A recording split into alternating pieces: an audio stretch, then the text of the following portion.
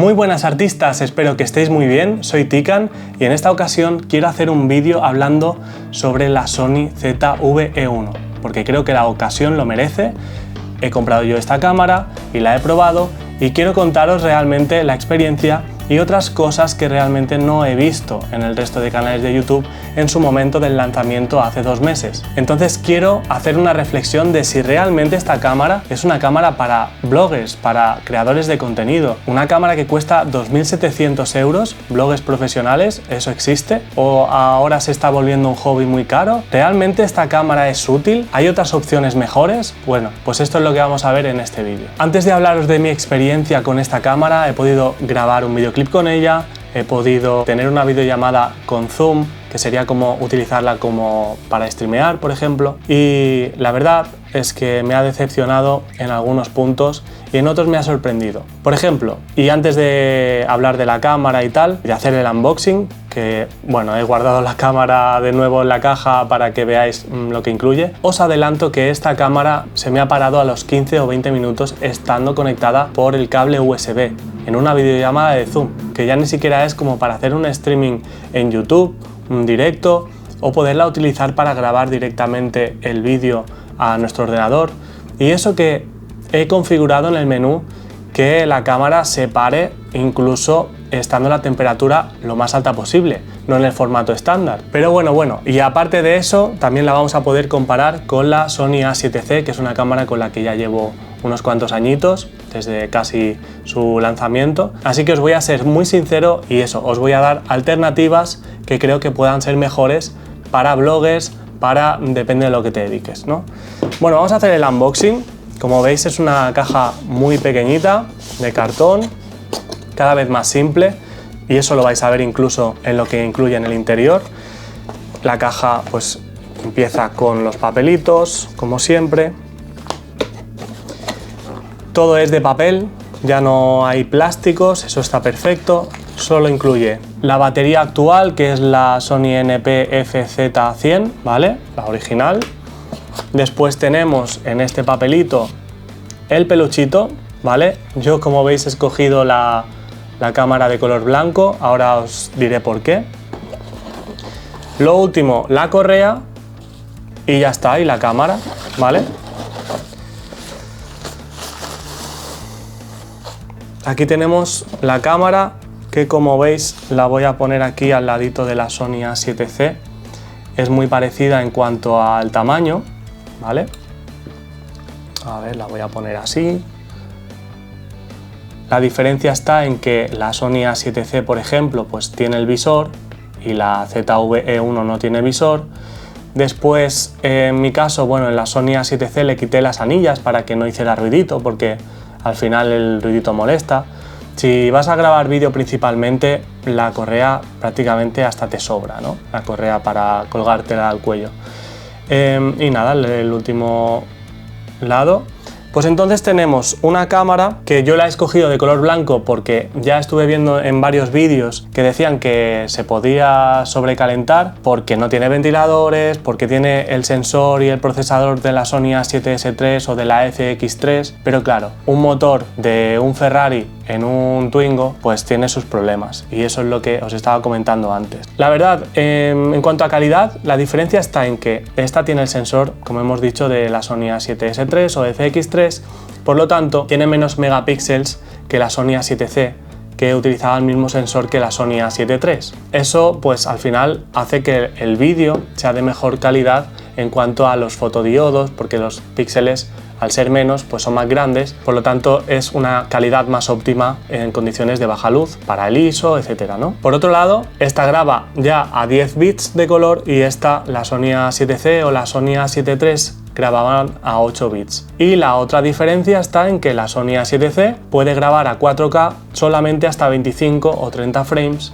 En cambio, la Sony ZV-E1 a día de hoy puede grabar hasta 50 o 60 frames, aunque dicen que ahora en junio van a sacar una actualización para que pueda grabar a 120. Que la verdad no sé si se va a poder grabar a 120 de forma normal o solamente con el modo S&Q, así que ya lo veremos, yo creo que será con el S&Q. Lo bueno también es eso, que al grabar en, por ejemplo, 50 o 60 frames, no te hace un recorte en el sensor, que es full frame, al igual que la Sony A7C, la Sony A7 III, la Sony A7S III, la Sony FX3, que no te hace un recorte en el sensor cuando grabas a 50 o 60, y la Sony A7 IV, por ejemplo, sí que te lo hace, que es la que salió después de la Sony A7 III o la Sony A7 IV, madre mía, qué lío ya con tantos nombres, que pues esa Sony sí que te permite grabar a 50 o 60 frames, y que también, pues como la Sony A7 III o la Sony A7C, pues tienen también el visor y están dedicadas también pues para fotografía, para que tengas más megapíxeles. Bueno, como os digo, esta cámara realmente, con el precio de lanzamiento de 2.700 euros, es una cámara para bloggers. Sinceramente, y lo digo con mucha pena, yo si solamente me dedicara a crear contenido o a hacer vlog, preferiría la Sony A7C o la Sony A7 IV, por ejemplo, que es más reciente y pues también puedes grabar a cámaras lentas en 4K. Incluso tienes más megapíxeles para fotografía. Y yo la compararía más bien con la Sony A7 IV justamente por eso, por su precio. Porque la Sony A7C o la Sony A7 III hoy en día ya las podemos encontrar de primera mano por 1.800 euros en Amazon. Os voy a dejar enlaces de todo lo que hablo en la descripción. La podemos encontrar por ese precio. Y la Sony A7 IV por los 2.500, un poquito menos, a veces se puede encontrar por 2.300 euros en Amazon. En cambio esta, que ha tenido un precio de salida de 2.700 euros, aunque la Sony A7 IV tuvo un precio de salida de 2.800 euros, hay que tenerlo en cuenta, esta ya se puede encontrar por 2.500 euros, que es al precio que yo la he comprado, o incluso un poquito más bajo, porque la he comprado y el mismo vendedor al cual yo la he comprado ahora mismo está a 160 euros más barata. Entonces, ¿por qué escogería una Sony A7C? Principalmente por eso, porque una persona que se dedica a hacer contenido diariamente no necesita tanta calidad, no necesita grabar a 4K incluso de forma muy frecuente. Incluso esta ya lo grabaría, por ejemplo, pero al final grabando a Full HD tienes más que suficiente. El 4K para una persona que no se dedica exclusivamente a que se reproduzca su contenido en la alta pantalla o puedas hacer el rescalado, digamos, como cámara principal para que no perder calidad a la hora de hacer un zoom digital en postproducción, pues eso sí que es una ventaja, por ejemplo. Pero, sinceramente, considero que grabando a 8 bits de color es más que suficiente. Otra última diferencia que me acabo de acordar que tiene la Sony A7C con respecto a la Sony ZV-E1 es que esta no graba con el S-Cinetone y solo graba en XAVC en S, y esta sí que graba pues en S-Cinetone, tiene el XAVC S, graba en All Intra, bueno, que tiene más calidad al final, pero esa calidad realmente te hace falta, porque incluso han inventado en esta cámara, y es por lo que supuestamente mucha gente la querrá comprar, la facilidad de darle un look con unos LUTs, incluso con ya una proporción de aspecto de barras negras incrementadas en el vídeo. Es una cosa súper absurda para una persona que realmente se dedica profesionalmente, y si te dedicas profesionalmente no te comprarías esta cámara, y si no te dedicas profesionalmente, ¿por qué te compras una cámara de 2.700 o 2.500 euros? Es que no tiene sentido.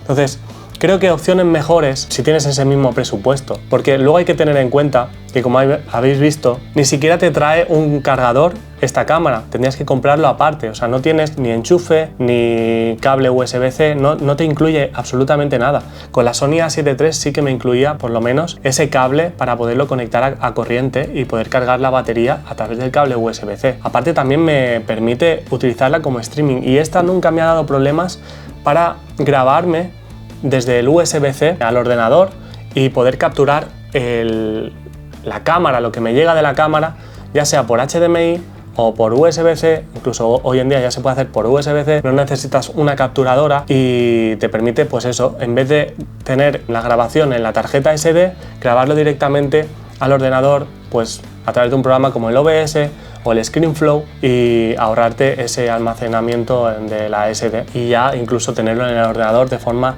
instantánea. Y como os digo, esta cámara nunca se me ha parado y he podido estar con ella durante horas con la cámara enchufada, y con esta, al final, si te vas a comprar una cámara que solo te permite grabar en unas condiciones muy controladas, como es mi caso, que pude grabar un videoclip con ella, pero en un plató con una temperatura favorable porque teníamos el aire acondicionado. Entonces, para videoclips, por ejemplo, si te dedicas a grabar videoclips y solamente a eso, y la quieres solamente para eso, que es una de las cosas por las que yo me la compré, para poder grabar a 4K hasta 120 fotogramas por segundo, manteniendo, digamos, el mismo sensor y la misma montura para no reinvertir en objetivos y poder tener los mismos objetivos en la cámara Sony full frame, pues igual sí, pero si realmente te dedicas a crear contenido, esta cámara no es para ti. Debería de ser pues la Sony ZV-1, no la E1, sino la Sony ZV-1, que es muchísimo más barata. De hecho, acaba de salir la Mark II, que tiene el gran angular, y para poderte grabar a ti mismo pues tiene más sentido.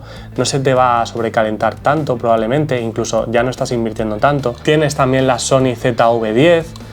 Bueno, tienes un montón de opciones mucho más baratas. De hecho, con ese mismo presupuesto de 2.500 o 2.700 euros podrías comprarte dos cámaras con objetivo incorporado, o luego comprando unos objetivos asequibles de precio, los típicos fijos de Sony que cuestan, pues yo que sé, el 50 mm unos 200 euros, pero en Back Market o en las ofertas de Amazon lo puedes encontrar por 150, o yo que sé, el 85 mm, que tampoco es tan caro, o los objetivos de Sigma o Tamron, que son muy buenas opciones para poder, digamos, tener un equipo completo de objetivos para tu cámara. Entonces, en resumen, como te he dicho, te voy a dejar todas las opciones que yo te recomendaría en función de lo que vayas a hacer en enlaces de la descripción del vídeo. Se me ha sobrecalentado estando en condiciones favorables también aquí en mi estudio. Cuando estaba haciendo una videollamada y a los 15 o 20 minutos se me paró, estaba tan caliente que se podría freír un huevo en la cámara. O sea, al ser de plástico, no tener ventilación,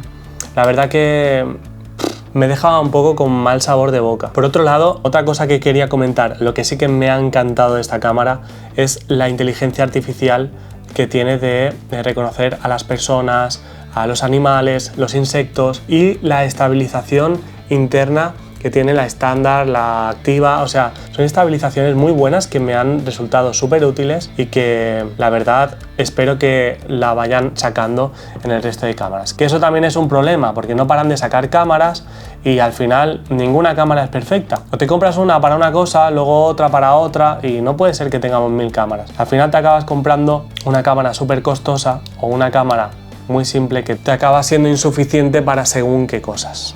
Que, como os digo, solo la usaría para alguien que graba videoclips, porque al final estás grabando directamente solamente 5 minutos o algo así, o 10 como mucho, porque es lo que dura una canción, o para un creador de contenido que quiera una calidad brutal para sus TikToks o Instagram, que me parece un poco absurdo también igualmente invertir tanto para hacer vídeos así, pero bueno, no sé, igual hay algún loco que le gusta hacer eso. Después, por otro lado, solamente tiene un slot ranura para tarjetas SD. Aparte, lo que decíamos, es una cámara que ya es muy cara y vas a tener que invertir en un objetivo súper caro. O sea, y eso te va a incrementar. Y aparte, probablemente baterías extra o cargadores de batería. Entonces eso hace que te incremente mucho más el precio. Si ya tienes una cámara Sony, como yo, que pueda ser la Sony A7 III o la Sony A7 IV o algo así, no me iría por esta cámara, sino me esperaría un poquito más, ahorraría un poquito más y me compraría una Sony FX30 o una Sony FX3, que sí que te va a poder permitir grabar de forma profesional sin que se te pare el vídeo y que no bloquee tu creatividad o tu flujo de trabajo y que te frustre, porque es que literalmente esto es una cámara para frustrar, porque es que el hecho de que se te pare la cámara mientras estás trabajando, porque si te dedicas a hacer vídeo, estás trabajando, al final puede darte dolores de cabeza y hacer que te arrepientas de haber comprado esta cámara. Por cierto, otra de las cosas por las cuales yo me compré también otra cámara 4K era para en aquellas ocasiones en las que también grabo eventos o cosas en multicámara. Entonces, esta cámara, aunque la tengas, como digo, como cámara B o segunda cámara o tercera o lo que sea, si vas a grabar cosas como un podcast o una entrevista o una conferencia, un evento en un teatro o lo que sea, y vas a estar bastante rato grabando, se te puede parar la grabación, literalmente. Entonces, no compensa, no compensa. Entonces hay que pensárselo muy bien porque solamente vale para un nicho muy específico. Cuando esté subido el videoclip que grabé con esta cámara, lo podréis encontrar en ticanstudio.com en el apartado de videoclips. Bueno, este vídeo ha sido grabado con la Canon 700D, por eso se ve así de mal, pero ya me vale. Es una cámara que cuesta 500 euros y a día de hoy me funciona perfectamente y puedo grabar cualquier tipo de contenido con ella. Simplemente con un buen micrófono como este, conectado a la cámara, ya puedo hacer contenido de lo que quiera. Bueno, espero que os haya resultado útil mi reflexión. Si queréis más contenido de este tipo, de vídeos, hablando de cámaras, de lo que utilizo yo profesionalmente, dejádmelo en los comentarios y os puedo contar muchísimo más allá, contar experiencias, problemas que he tenido, problemas que me voy encontrando con equipos de cámaras con los que yo trabajo, porque estos son inversiones para tener equipo propio, pero también trabajo obviamente con equipos de alquiler.